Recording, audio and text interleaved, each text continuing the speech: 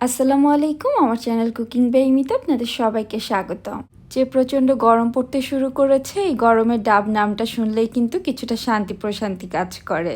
ডাবের পুডিংটা আপনারা অনেকেই খেয়েছেন, তবে আজ যেভাবে আপনাদের সাথে আমি ডাবের পুডিংটা শেয়ার করব, এভাবে নিশ্চয়ই আগে কখনো হয়তোবা ট্রাই করেননি। আর যারা ট্রাই করেছেন তারা নিশ্চয়ই জানেন এটা খেতে কতটা মজার হয়। এটা খেতে এতটাই মজার হয় যে বাড়িতে যদি একবার তৈরি করেন নিশ্চয়ই বারবার তৈরি করবেন। আর খাওয়ার সাথে সাথে কিন্তু মন প্রাণ কলিজা একদম ঠান্ডা হয়ে যাবে। বাড়িতে যদি একবারই পুডিংটা এভাবে তৈরি করেন নিশ্চয়ই বারবার তৈরি করতে হবে। আমি আশা করছি ভীষণ মজারি ডাবের পুডিংয়ের রেসিপিটা আপনাদের খুবই ভালো লাগবে। এখন কথা না বাড়িয়ে পুরো রেসিপিতে চলে যাচ্ছি। এই ডাবের পুডিংটা তৈরি করার জন্য চেষ্টা করবেন একটু মোটা শ্বাসযুক্ত ডাব ইউজ করার জন্য। আমি এখানে একটু বেশ বড় সাইজের একটা ডাব নিয়েছিলাম, সেটা থেকে 1/2 লিটার মানে 2 কাপ পানি হয়েছে। ডাবের পানিটাকে একটা ছাঁকনির সাহায্যে আমি প্যানে ছেঁকে নিচ্ছি যেন কোনো ময়লা অংশ না চলে যায়। যেহেতু একটু মোটা শ্বাসযুক্ত ডাব ইউজ করেছি, পানিটা বেশ মিষ্টি, তাও আমি এখানে 2 টেবিল চামচ চিনি দিয়ে নিচ্ছি। মিষ্টিটা আপনারা আপনাদের স্বাদ মতো অ্যাডজাস্ট করে নিতে পারেন, বা চিনি দিতে না চাইলে না দিলেও চলবে। দিয়ে দিচ্ছি 1.5 চা চামচ agar agar powder. Agar agar পাউডারের পরিবর্তে কিন্তু চাইলে আপনারা জেলাটিন দিয়ে এই ডাবের পুডিংটা তৈরি করে নিতে পারেন। আমার অনেক রেসিপিতে আপনারা এসে কমেন্ট করেন আগার আগার পাউডারটা মিশতে চায় না, জমাট বেঁধে যায় বা পুডিংটাও সেট হয় না। তারা অবশ্যই চেষ্টা করবেন ভালো কোনো ব্র্যান্ডের আগার আগার পাউডার ইউজ করার জন্য। আমি এখানে অ্যাঙ্কার ব্র্যান্ডের আগার আগার পাউডারটা ইউজ করেছি। আর আগার আগার পাউডার কখনোই গরম পানিতে ইউজ করা যাবে না, নর্মাল রুম টেম্পারেচারে থাকা অবস্থায় মিশিয়ে নিতে হবে, তারপরে চুলায় দিয়ে জাল করতে হবে। এখন এটাকে খুব ভালোভাবে মিশিয়ে নিচ্ছি, তারপর আমি প্যানটাকে চুলায় বসিয়ে দিয়েছি। আর এখন এটাকে খুব বেশি সময় জাল করব না, পানিতে বলক আসার পর 1-1.5 মিনিটের মতো জাল করে নিলেই হবে। জাস্ট বলক আসা পর্যন্ত এটাকে কিছুক্ষণ জাল করতে হবে। এখন এটাকে আমি চুলা থেকে নামিয়ে নিচ্ছি। আর এই ডাবের পুডিংটা আমি 3টা কালারে তৈরি করব, জাস্ট ডিফারেন্ট একটু লুক দেওয়ার জন্য। তবে আপনারা চাইলে কিন্তু একটা কালারেও তৈরি করে নিতে পারেন, বা চাইলে 2টা কালারেও তৈরি করতে পারেন। কিছুটা জাল করা ডাবের পানি আমি এখানে একটা গ্লাসে নিয়ে নিয়েছি 1/2 কাপের মতো। এর সাথে খুব সামান্য একটু লাল ফুড কালার দিয়ে নিচ্ছি। এটাকে খুব ভালোভাবে মিশিয়ে আমি একটা আইস ট্রেতে ঢেলে নিচ্ছি, যেটা একটু রাউন্ড শেপের। তবে কিন্তু এটা অপশনাল, আপনারা চাইলে যে কোনো প্লেন বাটিতেও ঢালতে পারেন, স্কোয়ার শেপে কেটে নিতে পারেন। আর এখানে কিছুটা ট্রান্সপারেন্ট কালারে তৈরি করব, সেজন্য এখানে একটা ছোট বাটিতে কিছুটা নিয়ে নিচ্ছি, আর কিছুটা আরেকটা বড় বাটিতে নিয়ে নিচ্ছি। এটাতে আমি খুব সামান্য একটু গ্রিন ফুড কালার মিশিয়ে নিচ্ছি। আমি প্রথমেই বলেছি কালারটা কিন্তু অপশনাল, আপনারা দিতে চাইলে দিতে পারেন বা না দিতে চাইলে না দিলেও চলবে। এখন এগুলোকে সেট হওয়ার জন্য একটা সাইডে রেখে দিচ্ছি। কিছুটা ঠান্ডা হয়ে গেলে নর্মাল ফ্রিজে 20 মিনিটের মতো রেখে দিলেই কিন্তু এই পুডিংটা পুরোপুরি সেট হয়ে যাবে। পুডিংটাকে সেট হতে রেখে এখানে আমি ডাবের শাঁসটা উঠিয়ে নিয়েছি। দেখে নিশ্চয়ই বুঝতে পারছেন একটু মোটা শাঁসটা এখানে আমি ইউজ করেছি। পেছনের ময়লা অংশটাকেও কেটে নিয়েছি। এখন একটু ছোট ছোট পিস করে নিচ্ছি, এগুলোকে আমি ব্লেন্ড করে নিব। একটু মোটা ডাবের শাঁসটা, তবে এটা কিন্তু খুব বেশি শক্ত হয়ে যায়নি। খুব বেশি শক্ত বা খুব বেশি নরম ডাবের শাঁসটা ইউজ করলে কিন্তু এই টেস্টটা পাবেন না। আমি ছোট ছোট টুকরো করে কেটে নেওয়ার পর এগুলোকে একটা ব্লেন্ডারের জারে নিয়ে নিচ্ছি। এর সাথে 2 টেবিল চামচ দিয়ে দিচ্ছি গুঁড়া দুধ, এটাকে আর একটু বেশি ক্রিমি বা ঘন করার জন্য, তবে এটা অপশনাল, দিতে না চাইলে না দিলেও চলবে। দিয়ে দিচ্ছি 1/4 কাপ কনডেন্স মিল্ক। কনডেন্স মিল্কটাই দেওয়ার চেষ্টা করবেন, এতে এটা খেতেও ভালো লাগবে আর এটা বেশ ঘনও থাকবে। তবে হাতের কাছে কনডেন্স মিল্ক না থাকলে আপনারা চাইলে চিনিও ইউজ করতে পারেন। যেহেতু ডাবের পুডিং, এটাতে খুব বেশি মিষ্টির প্রয়োজন নেই, তবে কিন্তু মিষ্টিটা আপনারা আপনাদের স্বাদ মতো কমিয়ে বাড়িয়ে নিতে পারবেন। আর এখানে আমি 400 গ্রাম তরল দুধ নিয়েছি, যেটাকে আগে থেকে জাল করে নর্মাল ফ্রিজে রেখে দিয়েছিলাম। এটা এখন একদম ঠান্ডা অবস্থাতে আছে। এখন এই দুধটা সবটুকু একবারে দিচ্ছি না, অল্প কিছুটা দুধ দিয়ে এটাকে খুব ভালোভাবে ব্লেন্ড করে একদম স্মুথ করে নিব। তারপরে বাকি দুধটাও দিয়ে এটাকে আবারও ভালোভাবে ব্লেন্ড করে নিব। সম্পূর্ণ দুধটা দিয়ে আমি এটাকে খুব ভালোভাবে ব্লেন্ড করে নিয়েছি। দেখে নিশ্চয়ই বুঝতে পারছেন কতটা ঘন এবং ক্রিমি হয়েছে। আর ডাবের পানি দিয়ে যে পুডিংগুলো তৈরি করেছিলাম সেগুলোও কিন্তু এখন পুরোপুরি সেট হয়ে গিয়েছে। সেগুলোকে আমি ফ্রিজ থেকে বের করে নিয়ে এসেছি। এখন ছোট ছোট টুকরা করে কেটে নিচ্ছি। আমি যেগুলো বাটিতে সেট হতে রেখেছিলাম সেগুলোকে স্কোয়ার শেপে কেটে নিচ্ছে। রাউন্ড শেপের গুলো তো রাউন্ড শেপে তৈরি হয়ে গিয়েছে। এভাবে ডাবের পুডিংটা যদি আগে কখনো ট্রাই না করে থাকেন অবশ্যই একবার ট্রাই করতে ভুলবেন না। খেতে এত বেশি মজার হয় যে খাবে সেই কিন্তু খেয়ে আপনার প্রশংসা করবে এবং বারবার বলতে বাধ্য হবে যে এটা খেতে এতটা মজার। এখন এগুলোকে ঠান্ডা ঠান্ডা সার্ভ করার পালা। ডাবের যে শাঁসগুলোকে ব্লেন্ড করে নিয়েছিলাম সেটাকে এখন একটা বাটিতে ঢেলে নিচ্ছি। দেখে নিশ্চয়ই বুঝতে পারছেন এটা কতটা ঘন হয়েছে। এটা খেতে যে কত বেশি মজার সেটা যদি আপনার বাড়িতে না তৈরি করেন তাহলে বুঝতেই পারবেন না। কেটে নেওয়া ডাবের পুডিংগুলোকে এখন এর সাথে দিয়ে দিচ্ছি, আর এই সব কিছুকে একসাথে ভালোভাবে মিশিয়ে নিলেই কিন্তু তৈরি হয়ে গেল অসম্ভব মজার, মুখে লেগে থাকার মতো একটি ডাবের পুডিং। রেসিপিটা আপনার বাড়িতে ট্রাই করতে পারেন, আর যদি এভাবে ট্রাই করে থাকেন আমাকে কমেন্ট সেকশনে জানাতে ভুলবেন না আপনাদের কেমন লাগলো। আর আপনারা আমার চ্যানেলের কী ধরনের রেসিপি দেখতে চান সেটাও কমেন্ট করে জানাতে পারেন। আর ওপরে ডেকোরেশন করার জন্য আমি কিছুটা রেখে দিয়েছিলাম, সেটা দিয়ে ওপরে একটু ডেকোরেশন করে নিয়েছি, এতে এটা দেখতেও অনেক বেশি ভালো লাগছে।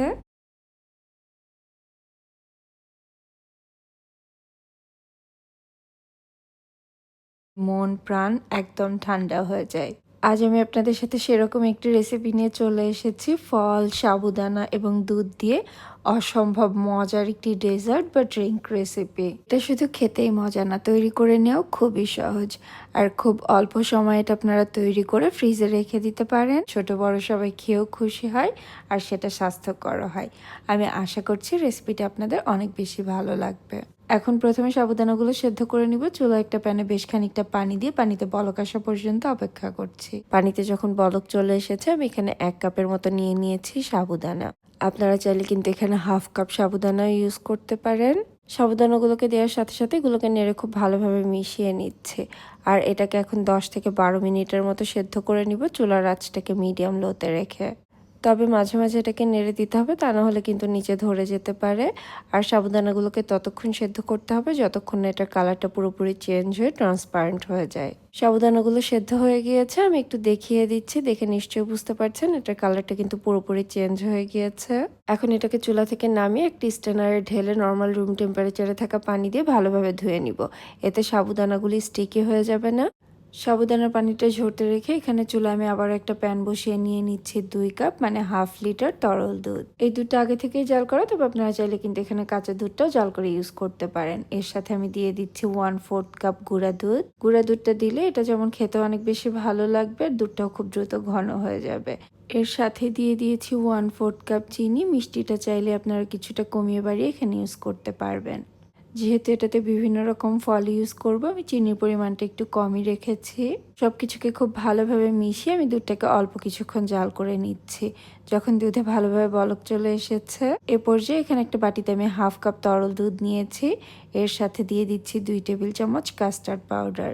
কাস্টার্ড পাউডারটা চেষ্টা করবেন রুম টেম্পারেচারে থাকা বা হালকা গরম দুধের সাথে মিশিয়ে নেওয়ার জন্য। একদম গরম দুধের সাথে কাস্টার্ড পাউডারটাকে মিশিয়ে নেওয়া যাবে না, তাহলে কাস্টার্ড পাউডারটা তখন দলা দলা হয়ে যাবে। কাস্টার্ড পাউডারটাকে ভালোভাবে মিশিয়ে আমি এখন এটাকে দুধের মধ্যে দিয়ে দিয়েছি, আর এটাকে অনবরত নেড়ে নেড়ে জাল করে নিব। এ পর্যায়ে নাড়া বন্ধ করা যাবে না, যেহেতু কাস্টার্ড পাউডার ইউজ করেছি খুব দ্রুত কিন্তু এটা নিচে ধরে যেতে পারে বা পুড়েও যেতে পারে। আর এই দুধটা কিন্তু এখন ঘন হতে একদমই সময় লাগবে না, 2-3 মিনিটের মধ্যেই দেখবেন এটা বেশ খানিকটা ঘন হয়ে যাবে। আমি এটাকে খুব বেশি ঘন করব না, মিডিয়াম থিকনেসে তৈরি করে নিব। 2 থেকে 3 মিনিটের মতো জাল করে নিলেই কাস্টার্ডের এই মিশ্রণটা তৈরি হয়ে যায়। আমার এটা তৈরি করে নেওয়া হয়ে গিয়েছে, দেখে নিশ্চয়ই বুঝতে পারছেন এটা অনেকটাই ঘন হয়ে এসেছে। আমি কনসিস্টেন্সিটা একটু দেখিয়ে দিচ্ছি। এটাকে এর থেকে বেশি আর ঘন করব না, কেননা এটা ঠান্ডা হওয়ার পরে আরও কিছুটা ঘন হয়ে যাবে। এখন এটাকে চুলা থেকে নামিয়ে আমি মোটামুটি ঠান্ডা করে নর্মাল ফ্রিজে রেখে দিব 2 থেকে 3 ঘন্টার জন্য। 3 ঘন্টা পরে এটাকে আমি ফ্রিজ থেকে বের করে নিয়ে এসেছি। এখন একটা বড় বোলে ঢেলে নিচ্ছি, আর এর সাথে দিয়ে দিচ্ছি সেদ্ধ করে রাখা সাবুদানা।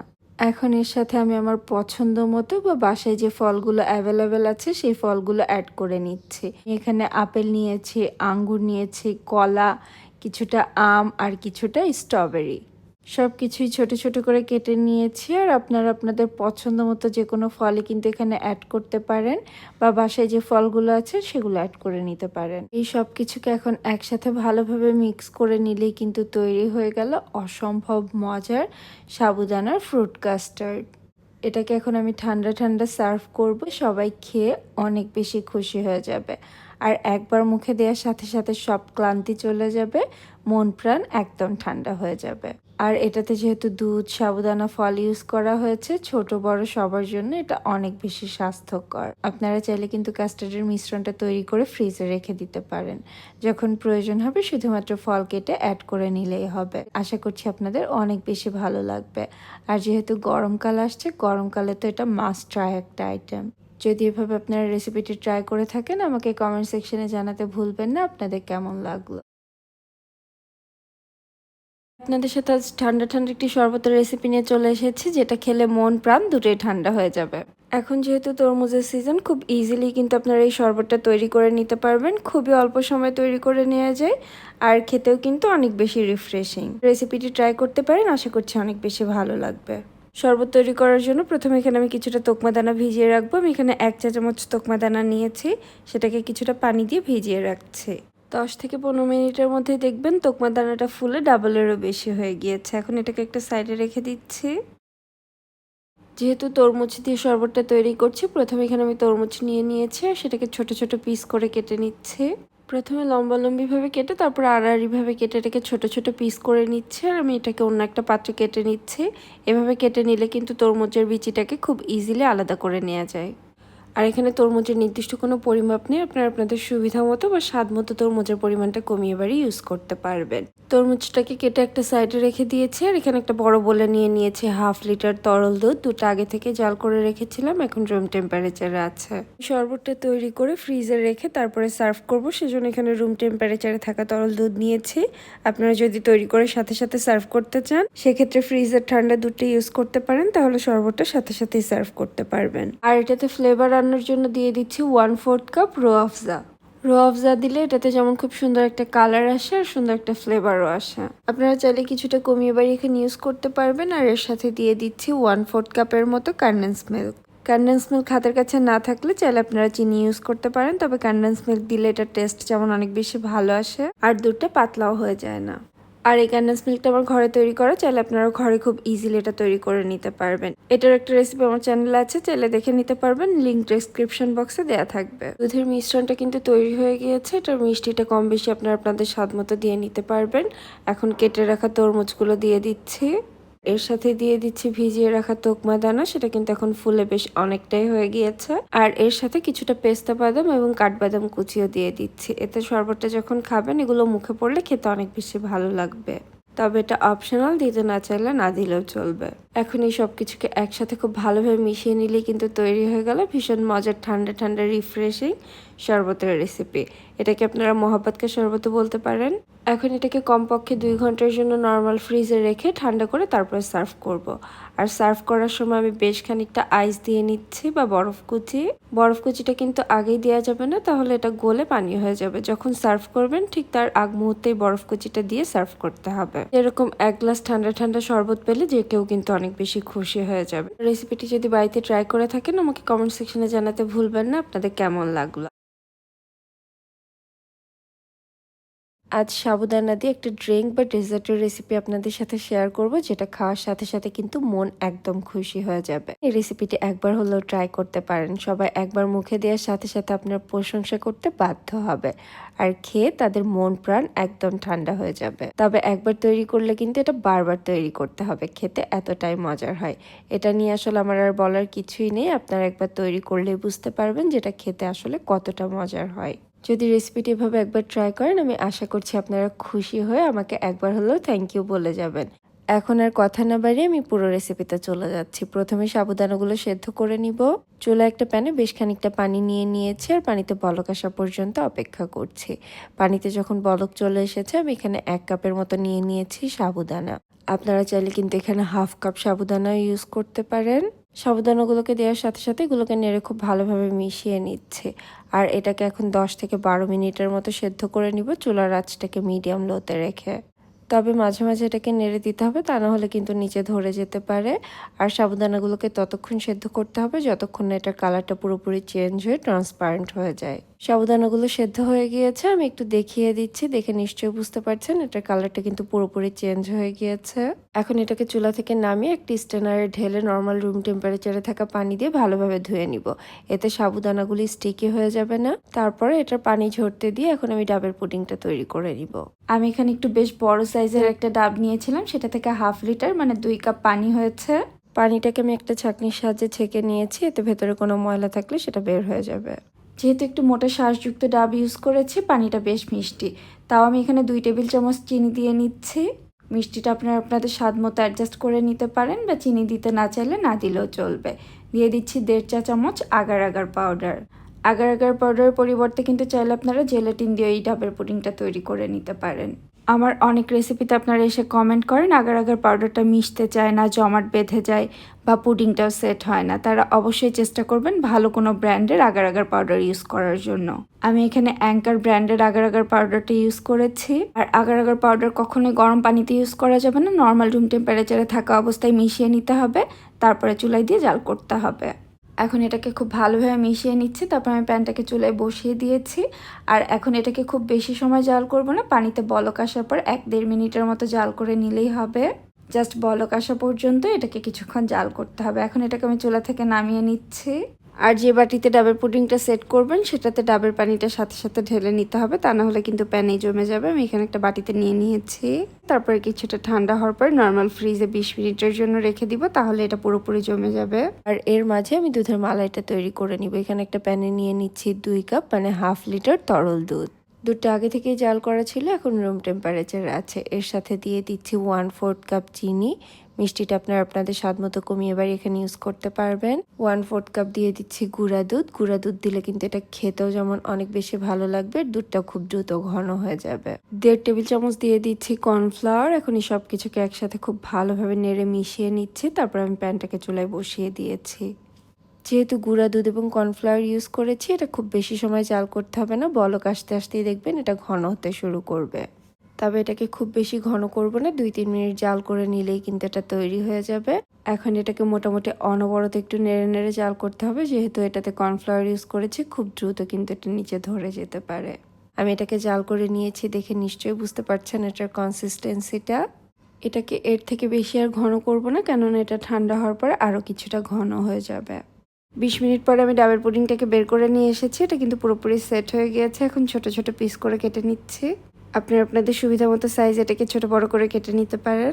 ডাবের এই পুডিংটি এমনিতেই খেতে অনেক বেশি মজার হয়, আর যখন সাবুদানার এই ডেজার্ট এটাকে দিবেন, এটা খেতে কিন্তু আরও অনেক বেশি ভালো লাগবে। সাবুদানার এই ডেজার্টটা তৈরি করতে খুব বেশি সময় লাগে না, তবে খেতে যেমন অনেক বেশি মজার আর বেশ স্বাস্থ্যকর, যেহেতু এটাতে দুধ, সাবুদানা, ডাবের পানি ইউজ করা হয়েছে। এখন সব কিছুকে একসাথে মিক্স করে নিলেই কিন্তু তৈরি হয়ে গেল অসম্ভব মজার ঠান্ডা ঠান্ডা সাবুদানার ডেজার্ট বা ড্রিঙ্ক। কাস্টার্ডের মিশ্রণটাকে আমি পুরোপুরি ঠান্ডা করে নিয়েছি। এখন এটাকে একটা বড় বোলে নিয়ে নিচ্ছি। এর সাথেই সাবুদানাও দিয়ে দিচ্ছি। সাবুদানার ডাবের এই ডেজার্টটা কিন্তু অন্য যে কোনো ডেজার্টকে হার মানিয়ে দিবে, এটা খেতে এত বেশি মজার হয়। ইফতারির টেবিলে যখন এটা সার্ভ করবেন, অন্য সব কিছু রেখে সবাই শুধু এটাই খাবে। আর এর সাথে ডাবের পুডিংগুলো দিয়ে দিচ্ছি। প্রথমে বলেছিলাম আমি একটু বড় সাইজের ডাব ইউজ করেছি। ডাবের ভেতরে যে শ্বাসটা ছিল সেটাকে আমি এভাবে পাতলা পাতলা করে কেটে নিয়েছি। এর সাথে এটাও দিয়ে দিচ্ছি। এই সব কিছুকে এখন একসাথে মিক্স করে নর্মাল ফ্রিজে রেখে দিব কমপক্ষে 1 থেকে 2 ঘন্টার জন্য। আপনারা আপনাদের সুবিধা মতো টাইম এটা তৈরি করে ফ্রিজে রেখে দিতে পারেন, ইফতারের সময় সার্ভ করতে পারেন। অবশ্যই এটাকে ঠান্ডা ঠান্ডায় সার্ভ করবেন, যে কেউ খেয়ে অনেক বেশি খুশি হয়ে যাবে আর মন প্রাণ একদম ঠান্ডা হয়ে যাবে। এটাকে চাইলে আপনারা ছোট ছোট বাটিতে বা গ্লাসেও সার্ভ করতে পারেন। আমি এখানে গ্লাসে সার্ভ করে নিয়েছি, আর উপরে কিছুটা বাদাম দিয়ে এটাকে একটু গার্নিশ করে নিচ্ছি। এতে এটা দেখতে আরও অনেক বেশি ভালো লাগবে। এটা খেতে অসম্ভব মজার, ক্রিমি, আর দেখতেও অনেক বেশি সুন্দর। দেখে যেমন চোখ জুড়িয়ে যাবে, খেয়েও কিন্তু মন একদম ঠান্ডা হয়ে যাবে। এই ডেজার্টটা একবার তৈরি না করলে কিন্তু অনেক বড় মিস হয়ে যাবে। রেসিপিটি অবশ্যই ট্রাই করবেন, আর ট্রাই করলে আমাকে কমেন্ট সেকশনে জানাবেন আপনাদের কেমন লাগলো। আজকের মতো এখানেই বিদায় নিচ্ছি, আবার নতুন কোনো রেসিপি নিয়ে চলে আসবো। সবাই অনেক বেশি ভালো থাকবেন আর আমাদের জন্য দোয়া করবেন। আল্লাহ হাফেজ।